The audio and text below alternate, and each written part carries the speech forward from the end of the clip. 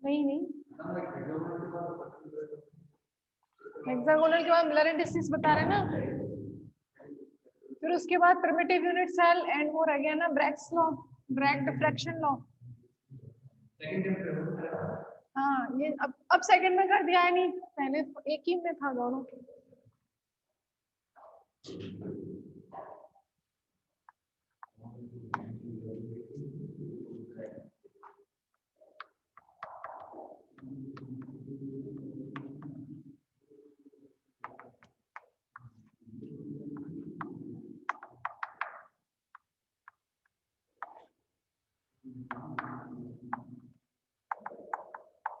Miller indices कैसे find out करते हैं, वो तो प्रोसेस तो आपको कल बता दिया था, क्वेश्चन चल रहे थे है ना। तो आपने 0 1 0 उसका तो प्लेन बना लिया था, 1 0 1 ठीक है, और 1 1 1 का भी एक जैसे ना 1 1 2 है, जैसे आप 1 1 1 का क्या बनाते हैं, 1 1 1 इस तरीके से बनाना, जैसे ये एक्स एक्सिस है y एंड z, ठीक है, तो मतलब 1 1 1 का मतलब क्या है, वो x y z तीनों पर इंटरसेप्ट कर रहा है, ठीक है। तो इसका डायग्राम कैसे बनाते हैं, तीनों पर इंटरसेप्ट इस तरीके से कर सकता है कोई प्लेन, ठीक है, यहाँ पर, यहाँ एंड यहाँ, तो इसका तो आप बनाते हैं 1 1 1। अब यदि उसने पूछ लिया है 1 1 2, तो आपको जैसे यहाँ पर इसको ए पॉइंट बनाना है, ठीक है, तो ए हो गया, तो ये तो होता है 1 1 1। उसके बाद जैसे देखिए इसके पैरेलल जितने भी होंगे, सभी पैरेलल प्लेन्स का सेट होता है मिलर इंडिसेस, ठीक है, सभी पैरेलल प्लेन्स जो होंगे उनके लिए एक जैसा ही होगा मिलर इंडिसेस। तो अब यहाँ पर जैसे 1 1 2 ए का बनाना है ना तुम्हें, तो इसको ऐसा डायग्राम फॉर्म में बना लेते हैं, जैसे ये हो गया,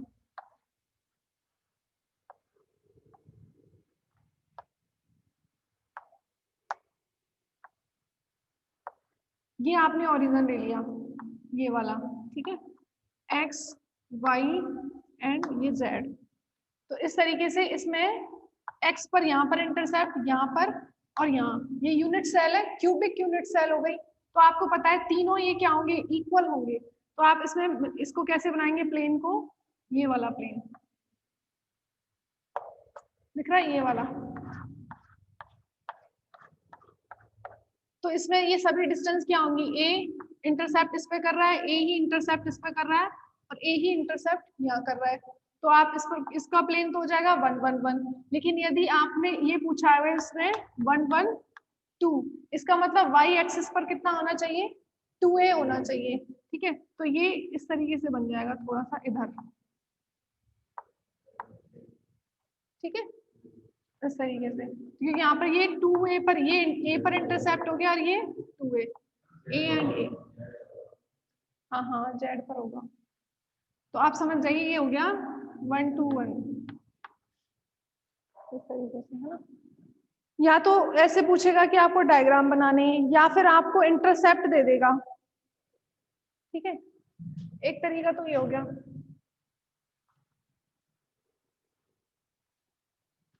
जैसे आपको इंटरसेप्ट दिए हुए हैं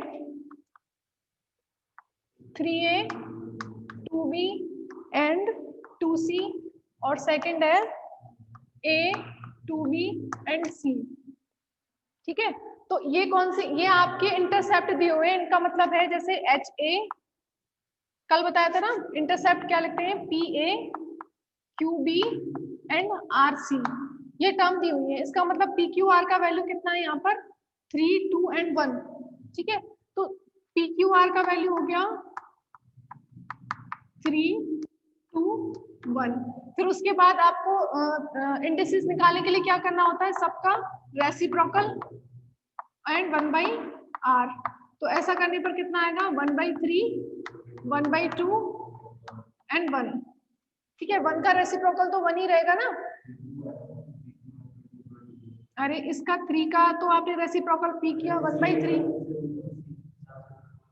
अच्छा अच्छा यहाँ पर 2 ही था क्या, तो ये 1/2, ठीक है।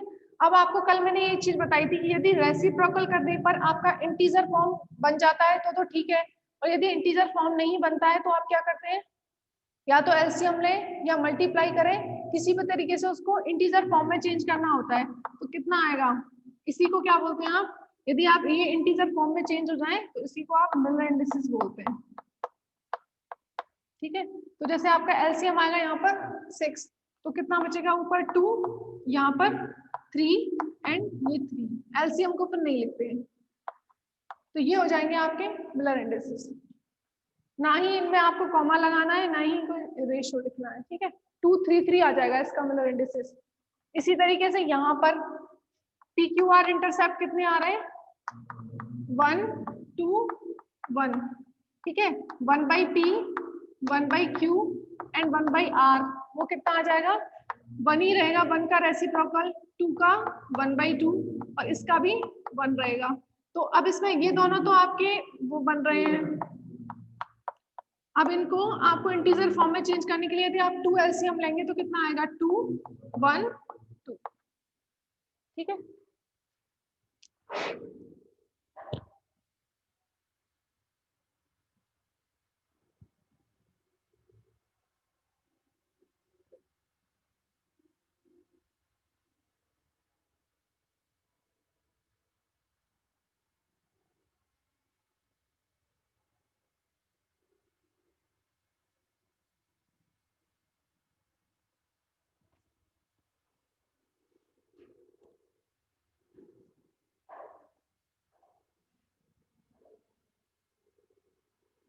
यहाँ पर पता है ए बी सी को क्यों नहीं लिया, क्योंकि ए बी सी एक क्यूबिक में है, A B C equals to 1 ही है इसमें। ठीक है, हम ए 1 मान के चलते हैं, A equals to B equals to C, और ये जब इक्वल है और उसको 1 मान लिया, एक यूनिट सेल जो होती है उसमें ए बी सी उसके वो होते हैं ना एजेस, उसको हम 1 मान लेते हैं क्यूबिक में।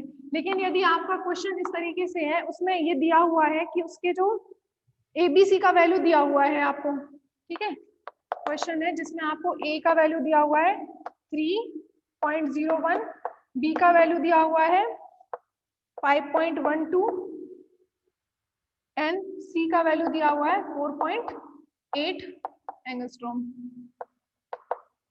तो ये आपका ऑब्वियस है कि क्यूबिक तो नहीं होगा, ए बी सी तीनों अलग अलग हो गए, तो A B C, A not equal to B equal to not equal to C, तो ट्राइक्लिनिक होगा या मोनोक्लिनिक, दोनों में ही ऐसा होता है। तो इसमें और इसके साथ में आपको इंटरसेप्ट पॉइंट भी दिए हुए हैं, इंटरसेप्ट पॉइंट दिए हुए हैं 1.49,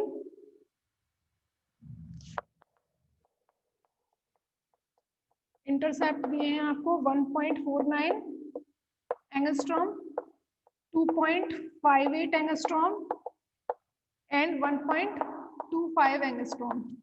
ठीक है, तो यहाँ पर ABC का वैल्यू अलग है और ये इंटरसेप्ट का वैल्यू है, तो देखिए PA QB एंड RC। ठीक है, ये इक्वल्स टू, जैसे मान लीजिए इनका वैल्यू हम मान सकते हैं LX LY, मतलब इनका मल्टीप्लाई करने पर हमें LX LY और LZ मिलता है। ठीक है, तो अब इसका वैल्यू दिया हुआ है आपको, मल्टीप्लाई का वैल्यू दिया हुआ है और ABC का वैल्यू दिया हुआ है, तो आप PQR का वैल्यू निकाल सकते हैं ना यहाँ से, और PQR का रेसिप्रोकली क्या हो जाता है, मिलर इंडिसेस। ठीक है, तो यहाँ से P का वैल्यू कितना आएगा, LX बाई A, और LX का वैल्यू कितना है, पहला वाला इंटरसेप्ट 1.49 अपॉन A का वैल्यू कितना है 3.01। ठीक है, इसी तरीके से आप Q का वैल्यू निकाल लेंगे, Q का वैल्यू कितना आएगा LY upon B, LY upon B, और LY का वैल्यू कितना है, LY का वैल्यू कितना है, इसमें देख लो, ये वाला 2.58 अपॉन 5.12। इसी तरीके से आप R का वैल्यू लिख सकते हैं, R का वैल्यू कितना आ जाएगा, R का वैल्यू होगा LC अपॉन C, तो LC का वैल्यू है 1.25 अपॉन 4.8, तो एंगस्ट्रॉम एंगस्ट्रॉम तो कैंसिल ही हो जाएगा, है ना, और ये कैंसिल, पॉइंट्स भी कैंसिल हो रहे हैं, यहाँ पर ये आ जाएगा, तो 0 पॉइंट में ही आएंगे सभी, है ना। तो पी क्यू आर का रेशियो वैसे लिख लो, फिर एलसीएम निकाल लो, ऐसे भी कर सकते हैं। इसका वैल्यू आता है 2.02। देखो यहाँ पर आप जब वो निकालेंगे ना 1/p रेशियो 1/q और 1/r, तो आप इनको बस ऐसे रेसिप्रोकल कर दो, पॉइंट की जगह पर फिर वो आ जाएगा 3.01/149 हो जाएगा, यहाँ पर 5.2/258 हो जाएगा, यहाँ पर 480/125। तो इसका जो वैल्यू आता है वो इतना आ रहा है 2.02, 1.98 और 3.84। ठीक है, तो ये जब वैल्यू आ रही है तो इनको ऐसे लिख सकते हैं आप, 2 के आसपास ही हो रहा है 2.0, इसको क्या लिख सकते हैं, क्योंकि पॉइंट्स में या फ्रैक्शन फॉर्म में इनको मिलियन डिसीज को लिखा नहीं जाता, तो आप उनको एक इंटीजर फॉर्म में लिख सकते हैं, ये 2 ही हो जाएगा और ये 4 के आसपास आ रहा है 3.8, तो 2, 2, 4 क्या हो जाएंगे इसके मिलियन डिसीज।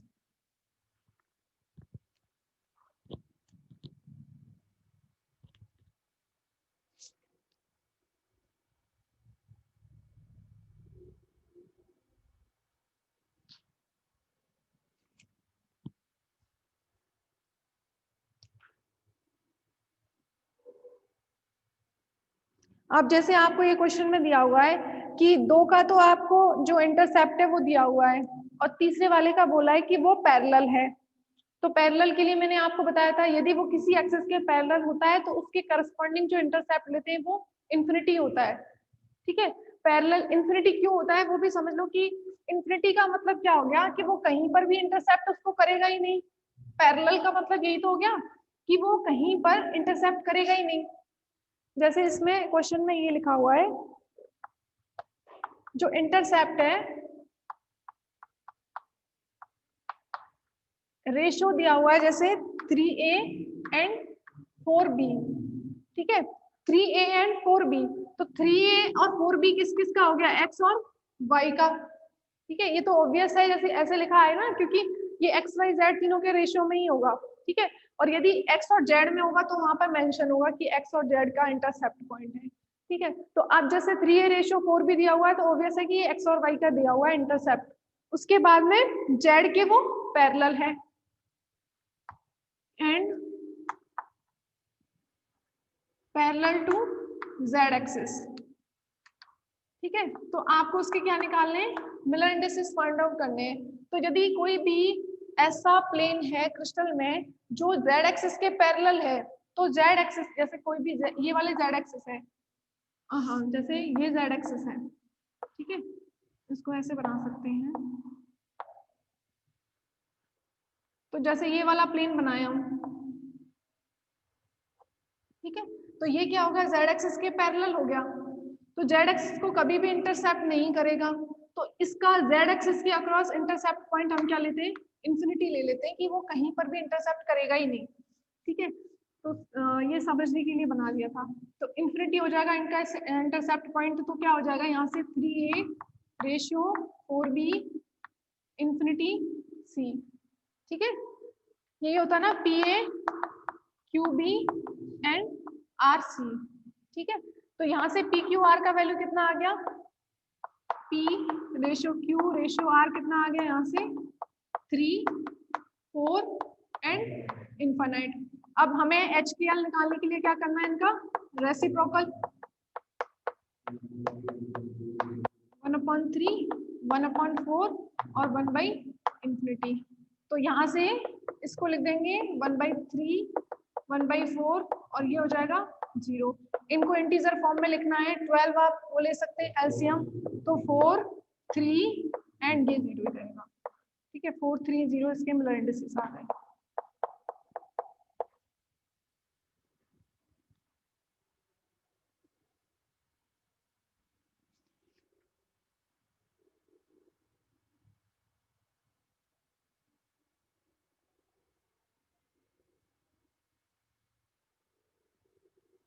और वो मैंने आपको बताई दिया, कोई भी इंटरसेप्ट जैसे नेगेटिव में होता है तो उसके करस्पॉन्डिंग मिलर इंडिसेस को हम कैसे लिखते हैं, उस पर बार यूज करते हैं। ठीक है, जैसे एक एग्जांपल उसका भी बता देते हैं।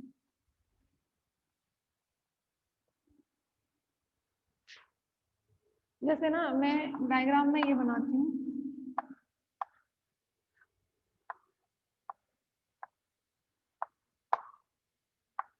यहाँ पर ओरिजिन है आपका, ठीक है, ये एक्स एक्सिस, वाई एंड ये आपका जेड। तो हमें क्या करना है, इस वाले प्लेन के लिए मिलर इंडिसेस लिखने हैं, ये वाला प्लेन, ठीक है, इस वाले प्लेन के लिए। तो इस वाले प्लेन के लिए मिलर इंडिसेस जब लिखेंगे तो ये ओ से कितनी डिस्टेंस पर है, -x पर है, ठीक है, सेंटर ओरिजिन से कितनी डिस्टेंस पर है, -x पर। तो ये वाला यहाँ पर एक प्लेन होगा, नेक्स्ट वाले क्यूब में उसके पैरेलल ही तो होगा, एक तो यहाँ पर होगा पैरेलल, दूसरा वाला पैरेलल ये हो जाएगा, तीसरा वाला पैरेलल ये हो गया। इन सब के लिए मिलर इंडिसेस कैसा रहेगा, सेम ही रहेगा, ठीक है। और सभी प्लेन्स के बीच का डिस्टेंस भी क्या होगा, सेम होगा। जैसे ओरिजिन से इस प्लेन का डिस्टेंस और ओरिजिन से पीछे वाले प्लेन का डिस्टेंस, ये डिस्टेंस क्या रहेगा, दोनों का सेम रहेगा, सभी पैरेलल प्लेन्स का। तो set of Miller indices is defined for set of parallel planes in the crystal. तो जितने भी क्रिस्टल के अंदर पैरेलल प्लेन्स होंगे उन सब के लिए मिलर इंडिसेस सेम ही होता है, ठीक है। तो अब इसके लिए आप जब लिखेंगे तो कितना आएगा, इसके लिए से इसके लिए फिर यहाँ बनाते हैं, तो ये y पर इंटरसेप्ट कर रहा है और z पर, पीछे वाले के लिए कितना होगा, इसके लिए कितना लिखते हैं हम, 1 0 0, x पर इंटरसेप्ट कर रहा है ना, ठीक है। तो इसके लिए आप लिखते हैं 1 0 0, क्योंकि ये अब y के भी और z के भी क्या है, पैरेलल है, इधर है ना थोड़ा सा ओरिजिन से इधर है, तो y और z दोनों की पैरेलल होगा। अब इसके लिए क्या लिखेंगे, बैक वाले के लिए, क्योंकि -1 आएगा, -1 को आप 1 बार से रिप्रेजेंट करते हैं, तो 1 बार 0 0, ठीक है, वो भी y और z के पैरेलल ही होगा। अब ऐसे ही क्वेश्चन इस तरीके से है, जैसे इसमें 3a 2b एंड -2c, ठीक है। तो इसके इंटरसेप्ट पॉइंट क्या हो गए, पी क्यू आर का वैल्यू कितना होगा, यहाँ से 3 2 एंड -2। तो आप इसको 1/p 1/q एंड 1/r लिखेंगे, तो 1/3 हो जाएगा, 1/2 एंड -1/2, ठीक है। फिर एलसीएम ले लेंगे, 6 ही आएगा, 2 3 3 -3 आ रहा है, एलसीएम को तो नीचे लिखना ही नहीं है, फिर ये हो जाएगा HKL, जिसमें से 2 3 एंड 3 बार, ठीक है, इस तरीके से लिखना है।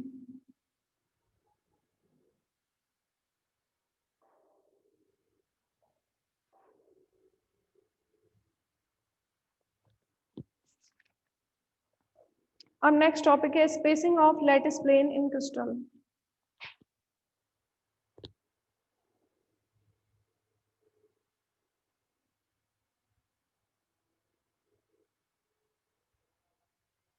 अब जैसे आपको दिया हुआ है 2 इंफिनिटी इंफिनिटी, तो कितना होगा, इंटरसेप्ट पॉइंट दिए हुए हैं 2 infinity infinity, A B C को हटा दीजिए, ए ये वो, तो ठीक है। तो 2 इंफिनिटी इंफिनिटी इंटरसेप्ट पॉइंट है, मतलब पी क्यू आर, तो कितना होगा 1/2 0 0, फिर क्या होगा 2 0 0, क्यों आएगा 1 0 0 आएगा, ठीक है, 1/2 1/infinity 1/infinity, तो 1/2 0 0, एलसीएम लेंगे, 2 एलसीएम में आ जाता है, तो यहाँ पर क्या बचेगा फिर 1 0 0, ठीक है। तो ऐसी भी गलती मत करना।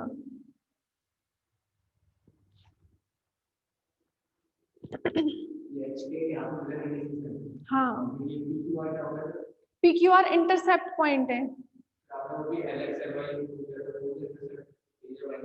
हाँ हाँ, जैसे ना ये जो पॉइंट थे P Q Q B and L C, ठीक है, ये था, इसको मैंने हाँ सॉरी आर सी, इसको मैंने लिख लिया था जैसे L X L Y and L Z, ठीक है। जनरली क्या होता है क्यूबिक में मैं ए बी सी तीनों को ही हम 1 मान लेते हैं, ठीक है, तो आप उसको बोल देते हैं P Q are intercept point है, ठीक है। अब यदि क्यूबिक ना हो, कुछ और हो, जैसे मोनोक्लिनिक है, ट्राई क्लिनिक है, उसमें ए बी सी को आप इक्वल नहीं ले सकते, वो तो डिफरेंट डिफरेंट है और क्वेश्चन में उसकी वैल्यू तुम्हें गिवन होगी, ठीक है। अब टोटल इनकी वैल्यू गिवन है, मल्टीप्लीकेशन की वैल्यू गिवन है और एबीसी का वैल्यू गिवन है, तो इंटरसेप्ट पॉइंट तो पी क्यू आर होंगे ना, उनका वैल्यू निकाला था, ठीक है।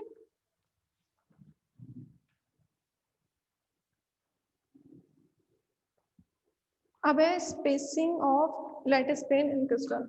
अब वो स्पेसिंग निकालनी है, जैसे आपको मैंने ये बता दिया कि क्रिस्टल के अंदर जितने भी पैरेलल प्लेन्स होते हैं उन सब के लिए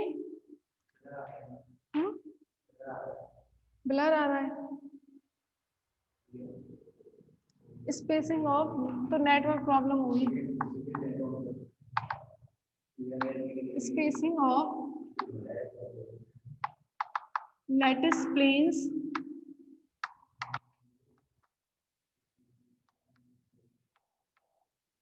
तो ये स्पेसिंग क्या है, अभी अभी आपको ये बताया कि मिलर इंडिसेस किसके लिए डिफाइन किए जाते हैं, जो क्रिस्टल के अंदर प्लेन्स होते हैं उनके लिए आप मिलर इंडिसेस लिखते हैं। उसके बाद ये भी बताया कि सभी जितने भी पैरेलल प्लेन्स होंगे उन सबके लिए मिलर इंडिसेस सेम होगा और सभी parallel planes same same distance पर होंगे, समझ रहे हैं, सभी parallel planes same same distance पर होंगे, तो वही जो स्पेसिंग है उसी को क्या बोलते हैं, जो डिस्टेंस है, सभी पैरेलल प्लेन्स के बीच में जो डिस्टेंस है उसको फाइंड आउट करना है कि वो डिस्टेंस कितनी होगी।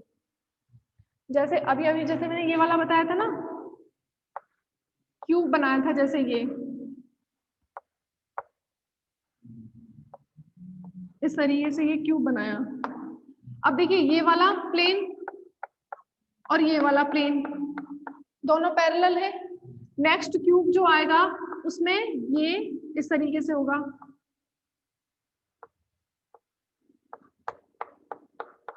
ठीक है। तो इन सभी पैरेलल प्लेन्स के लिए क्या होता है, मिलर इंडिसेस सेम होता है, पहली बात। उसके बाद इनके बीच में जो स्पेसिंग है, जैसे सेंटर से लेके ये यहाँ तक होगा, फिर यहाँ से लेके ये डिस्टेंस, ये सभी डिस्टेंस क्या होती है, सेम होती है जितने भी पैरेलल प्लेन्स होंगे। तो ऐसा लिख लीजिए यहाँ पर, Miller indices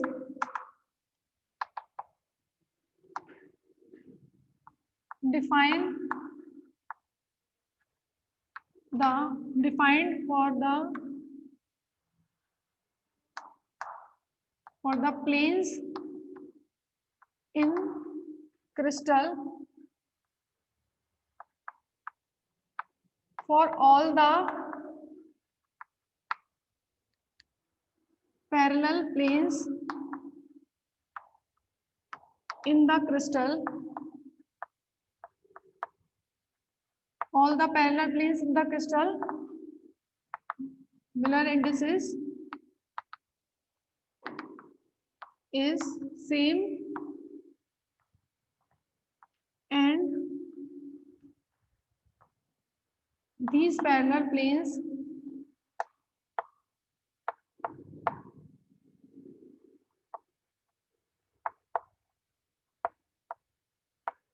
always at same distances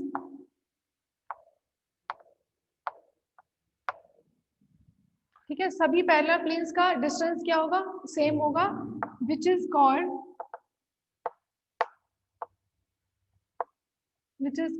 spacing of lattice plane, ठीक है।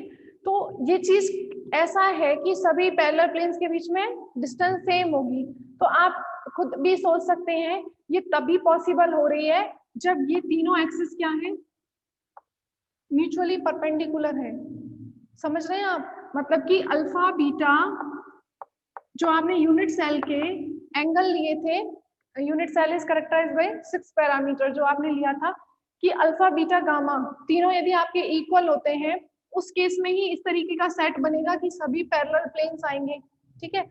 तो ऐसा कब कब हुआ था कि अल्फा बीटा गामा जो है आपके तीनों 90 हों। फर्स्ट 3 केस थे जिसमें आपने पहला लिया था a equals to B equals to C के साथ में, मतलब क्यूबिक वाला।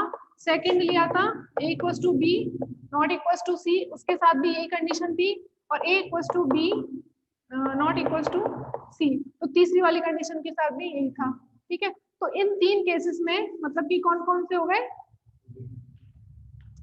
सिंपल क्यूबिक, टेट्रागोनल और ऑर्थोरोम्बिक, ठीक है। For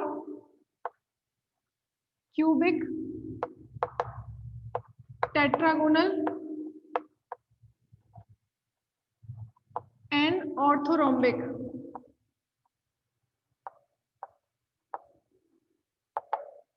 orthorhombic,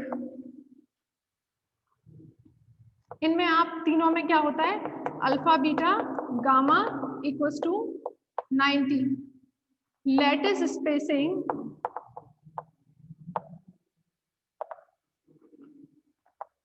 is calculate by, इसका जो लैटिस स्पेसिंग होता है उसको आप रिप्रेजेंट करते हैं डी से, स्मॉल डी से, ठीक है।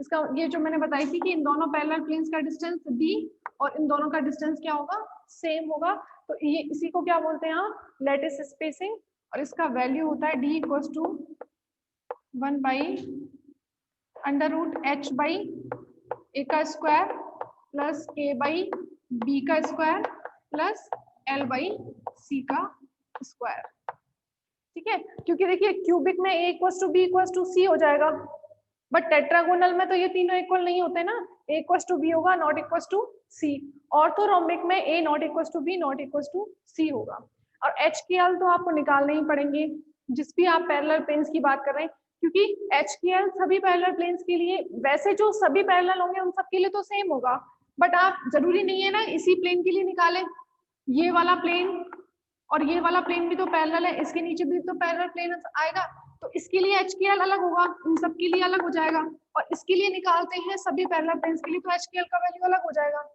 ठीक है। तो एच के एल तो डिपेंड करता है कि आप कौन से वाले पैरेलल प्लेन्स के लिए निकाल रहे हैं, एबीसी डिपेंड करता है कि क्यूबिक है, टेट्रागोनल है या ऑर्थोरोम्बिक है, ठीक है।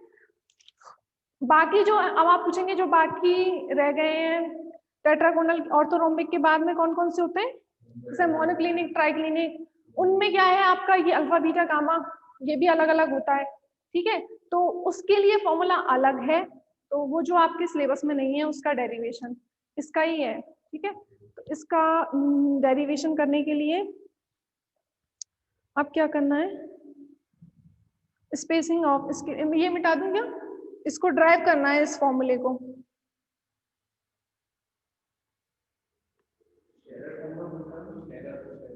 वो हटा दिया है वैसे इस बार सेरर फॉर्मूला,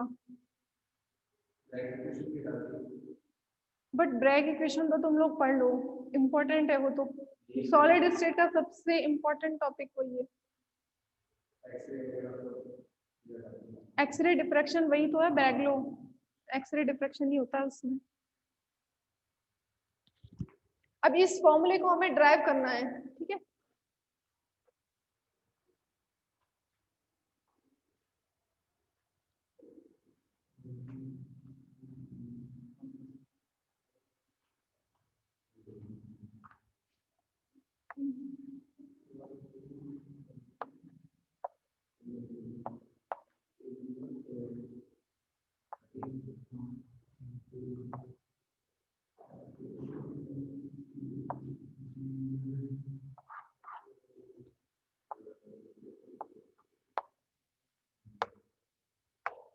एक्स वाई जेड, मान लीजिए ये इंटरसेक्शन है यहाँ पर, ये ए बी पॉइंट, इसके जो एजेस हैं ए बी एंड ये सी, ठीक है। यूनिट सेल, एक यूनिट सेल है ना ये, तो unit cell is characterized by 3 axes A B C and 3 angle, तो एंगल क्या क्या हो जाएगा यहाँ पर, अल्फा बीटा एंड गामा, ठीक है। इस तरीके से अब क्या करना है, जैसे आप इस चीज को ध्यान रखना कि ये जो वाला प्लेन बनाया है ना, ये ओरिजिन पर नहीं है। ओरिजिन देखो अंदर की साइड है, प्लेन थोड़ा बाहर है, समझ रहे हैं ना, थोड़ा बाहर है। और जेड एक्सिस भी इसमें से, ये एक्स एक्सिस इस तरीके से होगा, समझ गए आप, एक्स एक्सिस इस तरीके से होगा, तो उस पे बना हुआ है इस तरीके से। ओरिजिन अंदर रह गया है, थोड़ा ध्यान से सुनो, ओरिजिन अंदर की तरफ है, इंटरसेक्शन ये प्लेन जो है बाहर की तरफ है ओरिजिन से, ठीक है, क्योंकि ये एक्सिस इस तरीके से नहीं होती है, ऐसे होगी एक्सिस, ठीक है। तो प्लेन कैसे बनेगा, जैसे बताइए, जैसे यहाँ पर ये एक्सिस हो गई, तो प्लेन इस तरीके से है, ठीक है, सेंटर अंदर ही रह गया। अब देखो यहाँ पर जैसे, अब क्या करते हैं हम, जो सेंटर है उससे इस प्लेन पर, क्योंकि आपको पता है प्लेन कैसा है, इस तरीके से, तो इस सेंटर से आप उस प्लेन पर क्या है, परपेंडिकुलर ड्रॉ कर सकते हैं।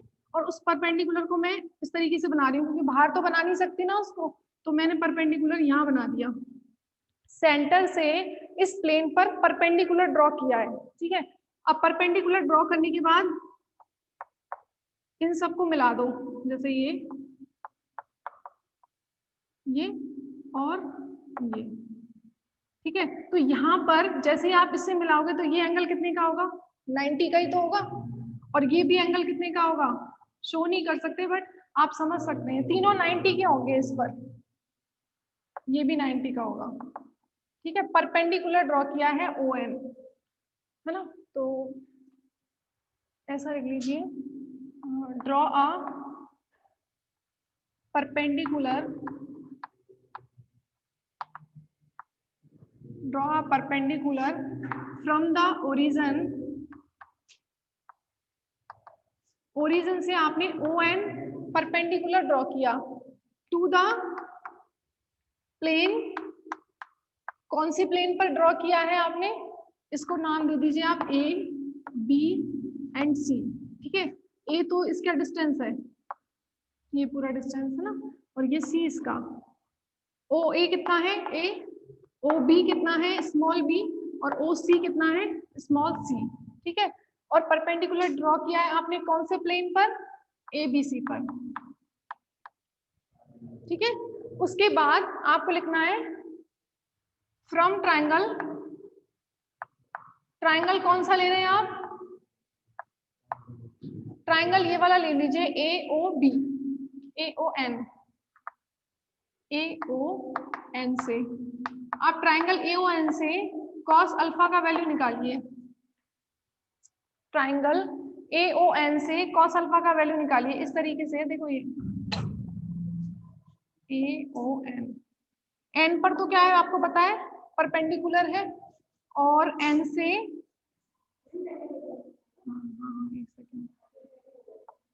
ये वैल्यू है A, ON नहीं है, AO का वैल्यू है A, ठीक है। AO का वैल्यू कितना है A, और ON क्या है आपका, परपेंडिकुलर है NA पर, ठीक है। अब एक बार रीजन कर लो,